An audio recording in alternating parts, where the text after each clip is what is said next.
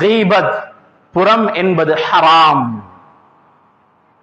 மினல் கபாயிர் பெரும் பாவங்களில் ஒன்று.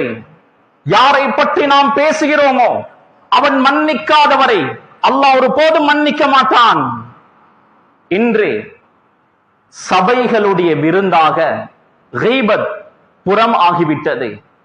4 பேர் ஒன்று சேர்ந்தால் இன்னொருவரை பற்றி பேசாமல் அந்த சபை கலைவதில்லை. கண்ணியத்துக்குரிய சகோதரர்களே, ரசூலுல்லாஹி ஸல்லல்லாஹு அலைஹி வஸல்லம் அவர்கள் கடுமையாக எச்சரிக்கை செய்தார்கள். அல்லாஹ் கடுமையாக எச்சரிக்கை செய்கிறான்.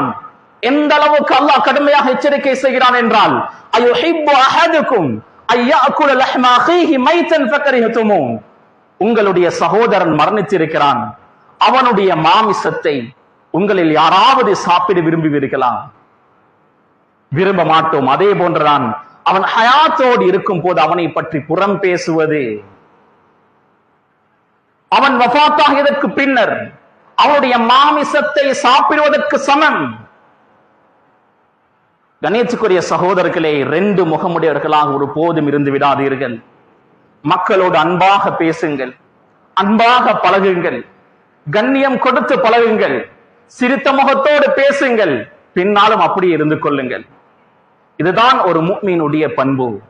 முன்னால் சிரித்துக் கொண்டு பின்னால் புறம் பேசினால், குத்தி காட்டினால், அவனுக்கு சூழ்ச்சிகள் சதிகள் செய்தால் அவன் முனாஃபிக்.